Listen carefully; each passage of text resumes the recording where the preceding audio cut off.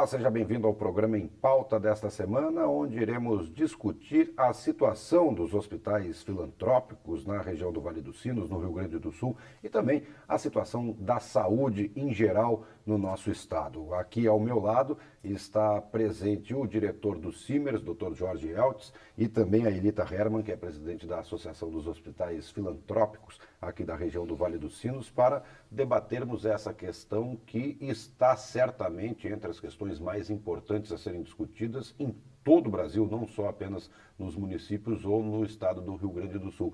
A saúde hoje, na visão de vocês, ela é um problema?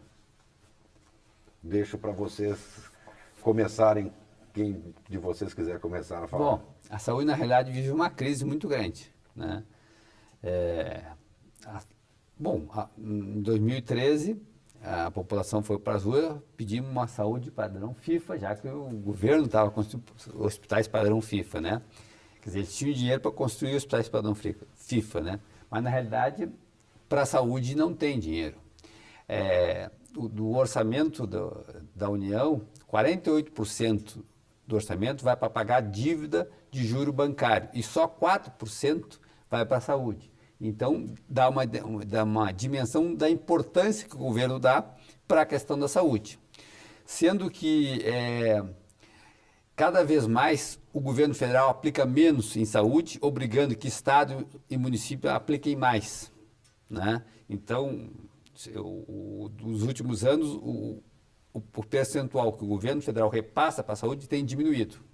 Bom, e como a saúde é municipal, o problema cai no colo do prefeito, né? E os prefeitos, de uma maneira geral, têm aplicado mais. Mas só que os prefeitos não têm a verba que a União tem.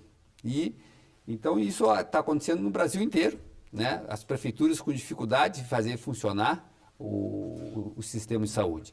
E a gente vê que é uma situação descalabro, porque conseguir consulta é difícil, conseguir exame é difícil, conseguir internet é difícil, faltam leitos de UTI, enfim, falta tudo, vamos dizer assim. Tudo está difícil na saúde. E o problema é que, pelo que se vê de perspectiva, é que a perspectiva é de piora e não de melhora, porque pelo esse ajuste fiscal que o governo federal está fazendo, o orçamento que foi para o Congresso aprovar, o próprio ex-ministro da Saúde declarou que ia fazer que a saúde ia entrar em colapso. Palavras do ex-ministro da Saúde, Arthur Quioro, né, que foi demitido após ter falado isso, né? A Dilma ligou para ele, e demitiu ele por telefone, porque ele falou isso, que a saúde vai entrar em colapso o ano que vem, com esse orçamento. Então, a situação é grave, né? É preocupante. Elita, você que vive um pouco dessa parte administrativa de hospitais, você concorda com o Dr. Jorge? A saúde está realmente com o sinal vermelho ligado já há muito tempo? Bastante tempo. Os hospitais vivem, esta crise financeira não é atual, ela vem se alongando nos últimos anos. A gente sabe que existe um déficit muito grande da tabela do SUS, que não é reajustada há muitos anos, então, para os procedimentos, principalmente da média complexidade. E então tem um déficit entre... hoje ela cobre em torno de 60% do valor destes procedimentos.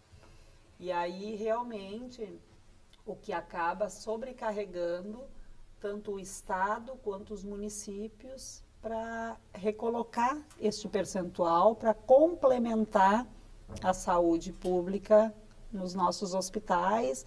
E além da rede básica, os municípios têm que também aplicar dentro dos hospitais. Acaba que alguns prefeitos eles deveriam colocar 15% na saúde, mas a gente sabe que a maioria das prefeituras coloca muito mais do que isso, 25% a 30%, porque realmente é lá no município que acaba o problema estourando. O cidadão está lá, é na porta do secretário da saúde, na porta do prefeito, na porta dos hospitais, que o cidadão vai reclamar. Então, nós tivemos ontem até Acho que isso é algo para se reconhecer neste momento do governo do Estado, que está vivendo toda esta crise financeira. E ontem ele fez um anúncio, vocês devem ter ouvido, que ele fez um financiamento através do Banrisul para pagar as dívidas de 2014 e de 2015 dos hospitais filantrópicos. Porém, é um reconhecimento, sim, neste momento em que muitos hospitais estão sobrecarregados, estão devendo para a folha dos funcionários, para médicos, para fornecedores. Então, com isso, a gente acredita que parte dessas dívidas consiga se colocar em dia. E só que nós temos agora também, já temos que pensar em 13º, final de ano, aumenta essas despesas. Então, este reconhecimento do governo do Estado, neste momento, a gente tem que reconhecer, sim, tem que ter este reconhecimento, mas, infelizmente, o que nos falta é o complemento do custeio. Então, existem programas do governo do Estado, existem alguns programas do governo federal, mas só isso não paga hoje o custeio, não resolve. Então, nós temos que pensar em medidas para os próximos anos para não afundar mais em dívidas esses hospitais. Se administrativamente a situação está crítica, como é que isso se reflete, por exemplo, no trabalho do senhor dentro do hospital? Né? Como é que o médico lida com uma situação dessa? Porque nós tivemos casos até recentes de paralisações, né, do Sindicato dos Médicos, justamente por falta de recebimento de salários. Né? Infelizmente, a situação que acontece é que, faltando dinheiro nos hospitais, os funcionários desses hospitais que têm dificuldades, acabam não recebendo seu salário e por meses, né? Tem caso 2, 3 meses, e fica uma situação difícil. A pessoa trabalha e conta com aquilo para viver. E aí não é só os médicos, os outros funcionários do hospital também. Sim. E uma outra coisa que é muito comum nos hospitais é o trabalho precarizado, sem carteira assinada, né? É um trabalho que tu faz sem vínculo empregatício, aí tu não consegue nem cobrar, porque tu nem vínculo tem, né? E são vários hospitais no Rio Grande do Sul que estão com esse problema. Primeiro, a precarização do trabalho médico. E segundo, o atraso no pagamento dos salários. E aí é toda uma dificuldade que nós estamos enfrentando no interior. O sindicato tem viajado muito para o interior para fazer negociações, para tentar resolver essas situações e botar o salário em dia.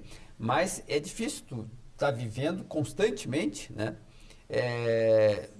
Sabendo que amanhã tu pode não receber. Amanhã, o próximo mês pode não receber.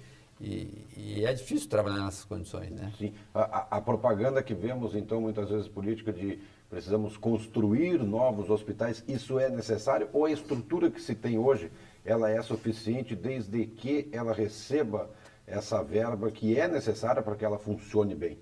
Vocês são favoráveis à construção de novos hospitais ou vocês acreditam que o que temos hoje em termos de estrutura física é suficiente para atender a população? Olha, o Rio Grande do Sul, eu não tenho os dados aqui, mas o Rio Grande do Sul nos últimos 20 anos diminuiu em torno de 40% dos leitos hospitalares que tinha.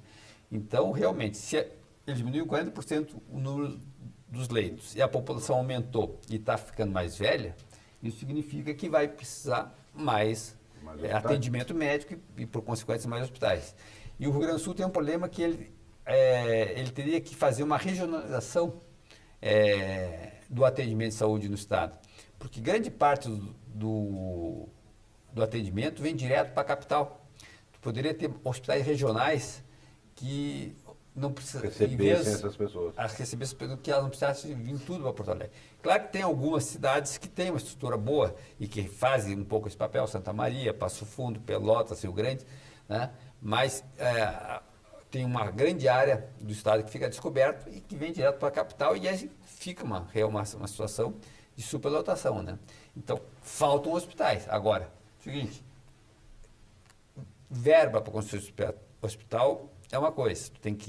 Tu pode até conseguir uma verba lá no Congresso, uma coisa, e fazer o hospital, mas depois tu tem que ter verba para funcionar esse hospital. Tem que ter compra de equipamentos, isso tudo é necessário. Não, e tem os funcionários. Os funcionários que vão...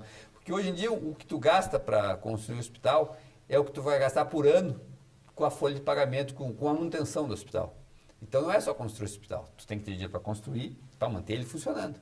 Não adianta tu construir o hospital e depois ele não conseguir funcionar, porque não tem recurso. Vira um elefante branco. E como a gente vive essa situação na saúde de falta de recurso, fica uma situação.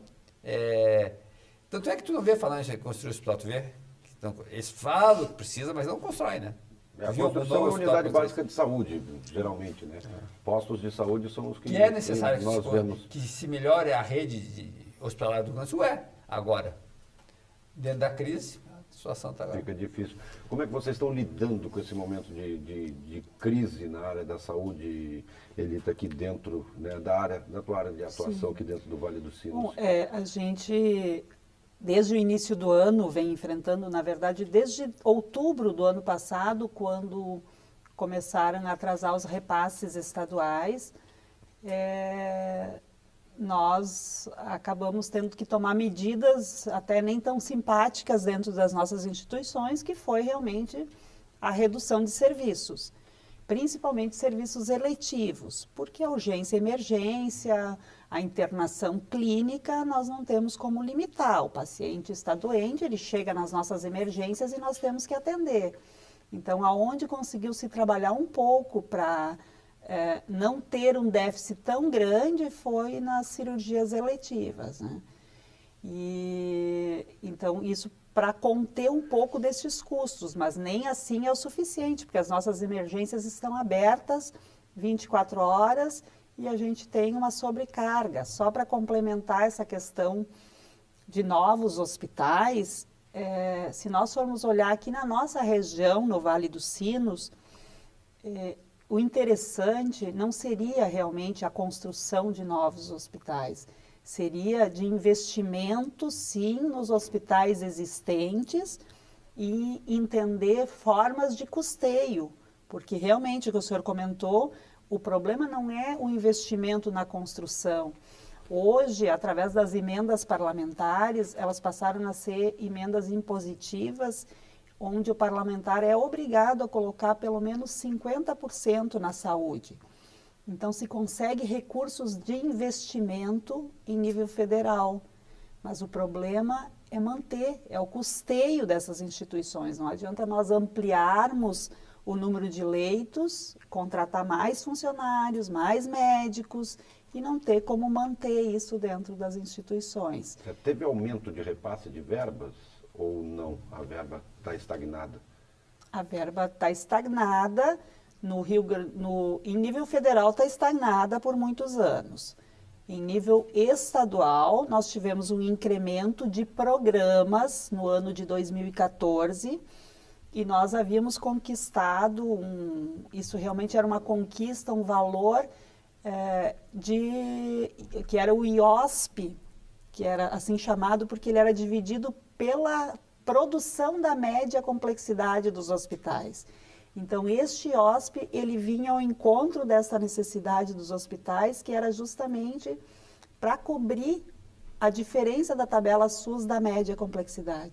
E isso nós perdemos agora no início deste governo, como a gente sabe que o orçamento está na situação que está aqui no Estado, tem visto tudo que está acontecendo, e isso foi retirado dos contratos dos hospitais, que é um valor que nós temos que voltar a conquistar no futuro para manter este custeio das instituições hospitalares. Aí o secretário Gabardo participou de uma reunião com os médicos lá do Sindicato Médico e ele levanta uma questão de que no governo Tarso houve, através desse IOSP, um repasse crescente aos hospitais filantrópicos, que chegou a aumentar 600% de 2011 a 2014.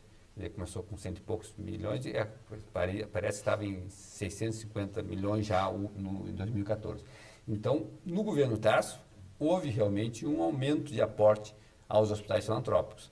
E o que o Gabardo colocou na reunião é que ele disse, olha, começou com 100, foi aumentando, chegou a 600 e nada resolveu o problema da crise dos hospitais filantrópicos. Então, por isso que o governo do Estado disse, não, é como enxugar gelo, a gente bota dinheiro e a coisa não se resolve. Então, é essa o que o Gabardo disse para nós numa reunião no sindicato, né?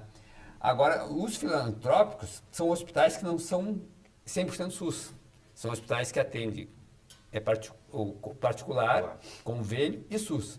E, por eles serem filantrópicos, eles têm um benefício na isenção de pagamento de impostos. Então, eles estão ganhando com isso. Eles têm um ganho secundário, né? Porque ele deixa de pagar o imposto, então ele está ganhando um dinheiro, né? Então, ele tem um incentivo por ser filantrópico, né? E hoje, se tu pegar os grandes hospitais de Porto Alegre, a maioria é filantrópica, inclusive o Mãe de Deus, o Moinhos de Vento, tudo é filantrópico, tá? Além de Santa Casa e outros hospitais. Bom, então, e a Santa Casa recentemente fechou leitos, né? E isso, à medida que ela é filantrópica, em tese, ela não poderia estar fechando leitos. E tem algumas questões contraditórias. Ao mesmo tempo que ela fechou leitos, ela comprou um aparelho de 200 milhões para fazer exames laboratoriais de forma rápida. Bom, aí não tem dinheiro, fecha leito, mas como é que consegue comprar um aparelho tão caro assim? Então, são questões que a gente não entende bem como é que isso fecha, né? Certo, eu vou pedir um tempo para vocês, que nosso período aqui desse primeiro bloco já estouramos o nosso tempo, e daqui a pouco a gente volta e até perguntando para a Elita para responder essa questão do Dr. Jorge sobre fechamento de leitos e compra de equipamentos. Né? E a gente volta daqui a pouquinho, então, discutindo a situação dos hospitais filantrópicos e da saúde de modo geral aqui no estado do Rio Grande do Sul. O Programa em Pauta volta daqui a pouquinho, não sai daí.